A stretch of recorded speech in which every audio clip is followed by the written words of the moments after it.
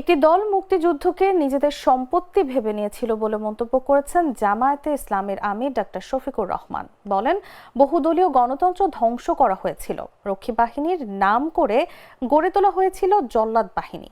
মঙ্গলবার রাজধানীর সোহরাওয়ার্দী উদ্যানে যুব ম্যারাথনের উদ্বোধনী অনুষ্ঠানে তিনি কথা বলেন। এ সময় স্বাধীন বাংলাদেশকে আওয়ামী লীগ সন্ত্রাসের অভয়ারণ্যে পরিণত করেছিল উল্লেখ করে জামায়াত আমির বলেন, অতীতের বস্তা পচা সব রাজনীতিকে পায়ের নিচে চেপে নতুন ধারায় রাজনীতি শুরু করতে চান তারা।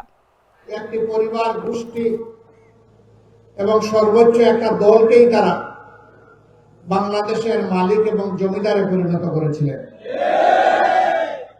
বাকি সমস্ত মানুষকে তারা দাসত্বের শৃঙ্খলে আবদ্ধ করেছিলেন। বহুদলীয় গণতন্ত্র খতম করে দিয়েছিলেন,